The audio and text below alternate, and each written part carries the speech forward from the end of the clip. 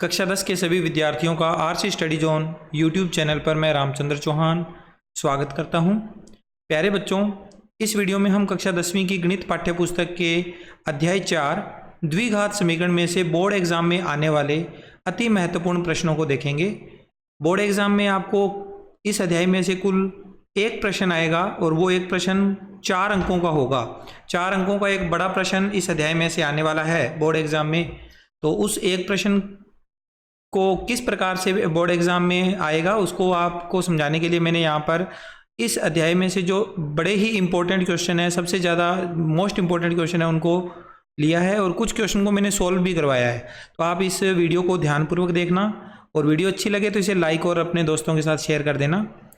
सबसे पहले question number पहला देखिए, द्विघात समीकरण दे रखी है x² माइनस 4x माइनस 5 बराबर 0 के मूलों की प्रकृति ज्ञात कीजिए। यदि मूलों का अस्तित्व है तो उन्हें ज्ञात भी कीजिए।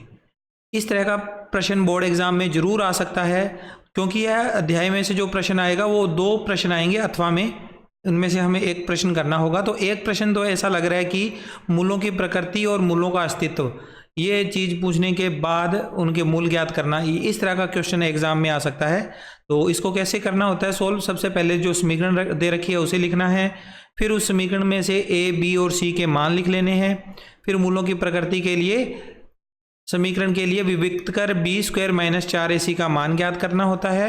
जब हम विविक्त कर का मान ज्ञात करेंगे तो जैसे इस क्वेश्चन के लिए हमारे पास मान 36 आया है, 36 आया है, और 36 क्या होता है, 0 से बड़ा होता है, और जब 0 से बड़ा आ जाए b² माइनस 4ac का मान तो मूल वास्तविक व भिन्न भिन्न होते हैं। और इस स्थिति में अगर वास्तविक और भिन्न भिन्न है तो फिर हम इसके मूल ज्ञात करेंगे, और मूल ज्ञात करने के लिए द्विघाती सूत्र का उपयोग किया जाता है, जिसे श्रीधराचार्य सूत्र भी कहा जाता है। x बराबर है minus B plus minus under the root b² minus 4ac upon में 2a। ये फॉर्मूला अप्लाई करेंगे तो इसमें मान रखेंगे जब हम, तो b² माइनस 4ac का मान हमने पहले से निकाल रखा है, तो हम दोबारा से कैलकुलेशन करने की बजाय यहाँ पर डायरेक्ट वैल्यू रख देंगे। ये विविक्त कर का ही मान है, b² माइनस 4ac क्या होता है, विविक्त कर, और उसका मान हमें यहाँ पर रख देना है। जब इसे सोल्व करेंगे तो हमारे पास x के 2 वैल्यू आ जाएगी, 5 और -1। ठीक है, ये पहला क्वेश्चन था जो काफ़ी इंपॉर्टेंट क्वेश्चन था, इसलिए मैंने यहाँ पर डाल दिया। अब इसके अलावा भी क्वेश्चन कौन सा आ सकता है बोर्ड एग्जाम में, तो दूसरा क्वेश्चन कुछ अलग तरह का है। द्विघात समीकरण दे रखी है x प्लस 1/x बराबर 3 के मूल ज्ञात कीजिए।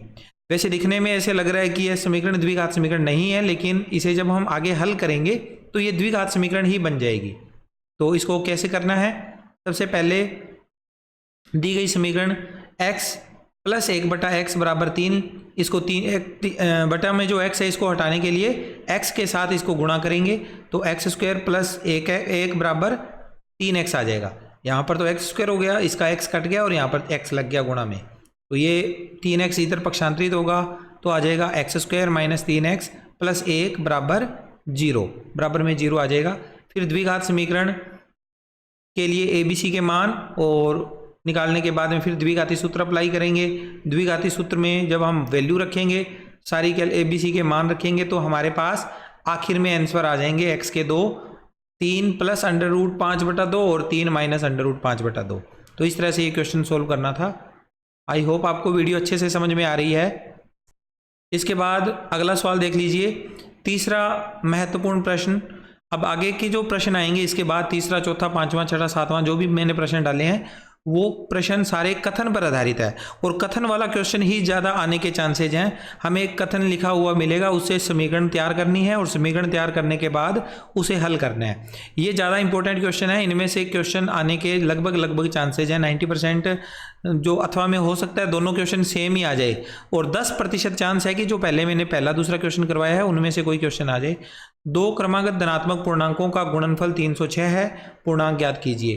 तो क्रमागत धनात्मक पूर्णांक है तो दोनों को हम मान लेंगे, पहला धनात्मक पूर्णांक x और दूसरा x प्लस 1 हो जाएगा, और इनका जो गुणनफल है वो 306 दिया हुआ है, तो x इंटू में x प्लस 1 बराबर 306। इसको सोल्व करेंगे, x² प्लस x और ये 306 इधर आकर माइनस का 306 बराबर 0। ये द्विघात समीकरण है, और द्विघात समीकरण को हल करने के लिए द्विघाती सूत्र काम में लेते हैं। द्विघाती सूत्र नोट करेंगे, उसमें ABC के मान रखेंगे, और जब ABC के मान रख के इसे सोल्व करेंगे तो हमारे पास दो मान आ जाएंगे x के, एक तो 17 और दूसरा माइनस का 18।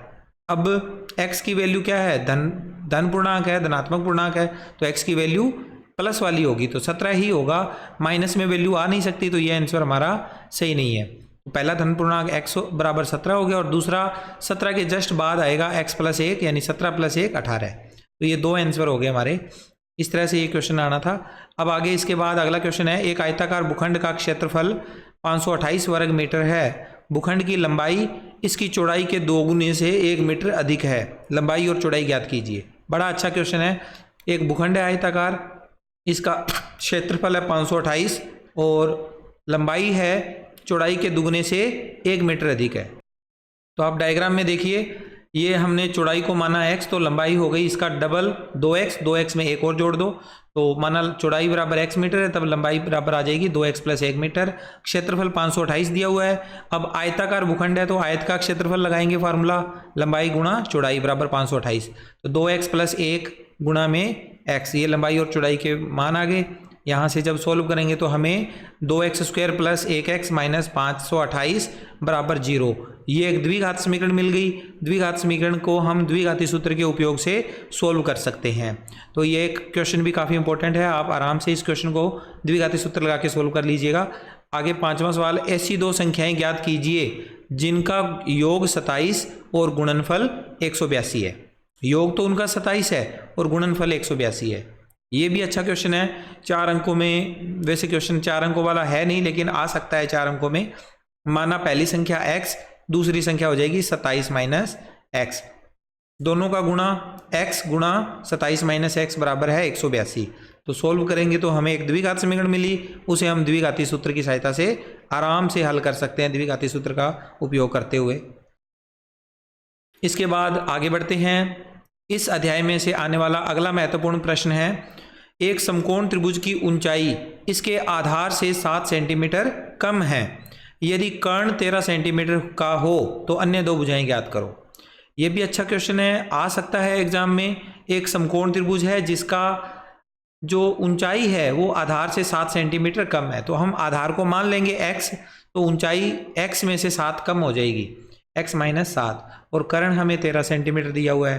तो तीनों के मान देने के बाद फिर हम इसमें एक पाइथागोरस थ्योरम है उसको अप्लाई करेंगे, ताकि इनमें आपस में एक संबंध स्थापित होकर एक समीकरण बन जाए। लंब स्क्वायर प्लस आधार स्क्वायर बराबर कर्ण स्क्वायर होता है। कर्ण स्क्वायर पहले लिख दो और इनको बाद में लिख दो, उससे कोई फर्क नहीं पड़ता, लेकिन समीकरण को ज़्यादा आसान करने के लिए मैंने इस तरह से लिख दिया।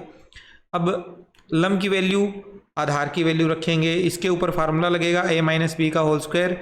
तो सोल्व करने के बाद आखिर में हमारे पास ये समीकरण आ गई, x square minus 7x minus 60 बराबर 0। और इस समीकरण को हम क्या कर सकते हैं, द्विघाती सूत्र की सहायता से हल कर सकते हैं। फिर आगे है 7वां सवाल, एक रेलगाड़ी 480 किलोमीटर की दूरी समान चाल से तय करती है, यदि इसकी चाल 8 किलोमीटर प्रति घंटा कम होती तो वह उसी दूरी को तय करने में 3 घंटे अधिक लेती।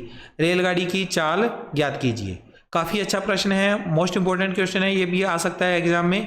रेलगाड़ी की चाल हमने ज्ञात करनी है, तो उसको x किलोमीटर प्रति घंटा मान लेते हैं और दूरी हमें 480 किलोमीटर दे रखी है। तो 480 किलोमीटर की दूरी को तय करने में कितना समय लगेगा, समय का सूत्र होता है दूरी बटा चाल। तो दूरी बटा चाल वाला फार्मूला अप्लाई करेंगे, 480 बटा x, 480 में x का डिवाइड हो जाएगा। ये हमारा पहला आंसर आ गया। 480 किलोमीटर की दूरी को x किलोमीटर प्रति घंटा की चाल से तय करने में लगा समय 480 बटा x घंटे। अब प्रश्न में दिया हुआ है कि अगर चाल 8 किलोमीटर प्रति घंटा कम होती, तो 8 किलोमीटर अगर घटा दें तो नई चाल आ जाएगी x माइनस 8 किलोमीटर प्रति घंटा। तो दूरी तो वही है 480 किलोमीटर, तो इस बार समय कितना लगेगा, दूरी बटा चाल, तो दूरी है 480 बटा में चाल x माइनस 8, इतना घंटे लग जाएगा। अब प्रश्न क्या कहता है कि दूसरी बारी जब स्पीड कम कर दी, चाल कम कर दी, तो 3 घंटे अधिक लगते हैं।